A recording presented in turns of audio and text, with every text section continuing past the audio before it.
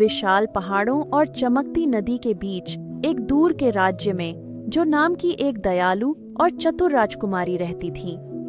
अधिकांश राजकुमारियों के विपरीत जो को भव्य पोशाक या शानदार दावतों में रुचि नहीं थी, बल्कि वह महल की दीवारों से परे की दुनिया के बारे में जिज्ञासु थी। उसके राज्य के लोग अक्सर सीमा पर स्थित रहस्यमय फुसफुसाते जंगल की बात करते थे, जहां पेड़ों से आती अजीब आवाजों के कारण कोई जाने की हिम्मत नहीं करता था।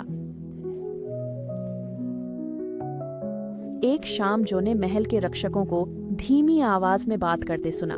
फुसफुसाता जंगल और भी खतरनाक हो गया है, एक ने कहा। पेड़ एक प्राचीन शाप की बात करते हैं। अगर कोई इसे हटाने की हिम्मत नहीं करता तो जंगल जल्द ही हमारे राज्य को निगल लेगा। अपने राज्य की रक्षा के लिए चिंतित जो ने एक साहसिक निर्णय लिया। वह जंगल में जाएगी और उसके रहस्यों का पता लगाएगी। अगली सुबह जल्दी उसने एक छोटा बैग पैक किया जिसमें रोटी, पानी और माँ का दिया सुरक्षात्मक जादू वाला पन्ना लटकन था। जैसे ही वह फुसफुसाते वन में घुसी, पेड़ उसका नाम बुदबुदाने लगे और जो चमकते जुगनुओं से जगमगाते संकरे रास्ते पर आगे बढ़ी। घंटों चलने के बाद उसे एक विशाल पेड़ मिला जिसकी जड़ें सांपों की तरह मुड़ी हुई थीं। आवाजें तेज हुईं और एक आकृति प्रकट हुई, चांदी के बालों और चमकती हरी आंखों वाली एक महिला। मैं तुम्हारा इंतजार कर रही थी, राजकुमारी जो, महिला ने कहा। मैं ईरा हूँ, इस जंगल की रक्षक। बहुत साल पहले तुम्हारे पूर्वजों ने एक बड़ी गलती की थी। वे जंगल के जादू को काबू करना चाहते थे पर नाकाम रहे, पेड़ों को शाप दे दिया। सिर्फ एक शुद्ध दिल ही इस शाप को तोड़ सकता है। झो का दिल करुणा से भर गया। मैं कैसे इस गलती को सुधार सकती हूँ? ईरा ने उसे एक छोटा सा सुनहरा बीज दिया जो गर्मी से दमक रहा था। इस बीज को जंगल के मध्य में बो, जहाँ नदी धरती से मिलती है। पर याद रखो, यह राह आसान नहीं है। तुम्हें 3 परीक्षाओं का सामना करना होगा। केवल तुम्हारी दया, साहस और बुद्धि ही तुम्हारा मार्गदर्शन कर सकती है। जो ने सिर हिलाया और चल पड़ी।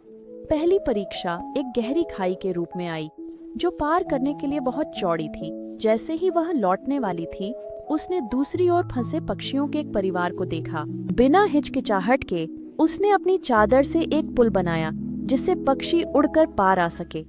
बदले में उन्होंने झो को अपने पंखों पर खाई के पार ले जाकर पहली परीक्षा पास करवाई। अगली परीक्षा में उसे कांटों से भरे जंगल का सामना करना पड़ा। रास्ता बेलों से अवरुद्ध था, पर झो ने अपने साथ लाई रोटी याद करके जमीन पर कुछ टुकड़े रख दिए।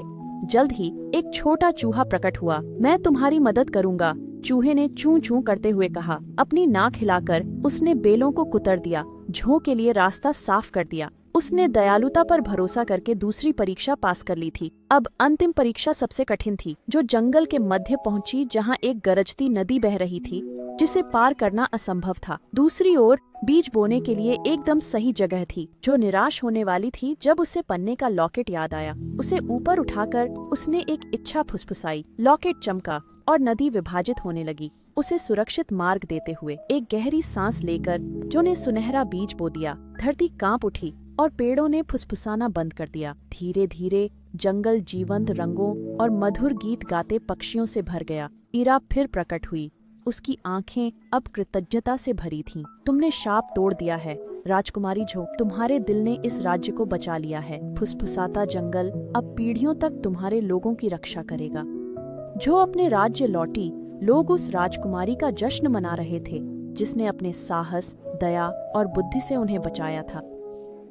उस दिन से फुसफुसाता जंगल एक अद्भुत स्थान बन गया और झो की कहानी पीढ़ियों तक सुनाई जाती रही, यह याद दिलाते हुए कि छोटे से साहसी कार्य भी दुनिया बदल सकते हैं।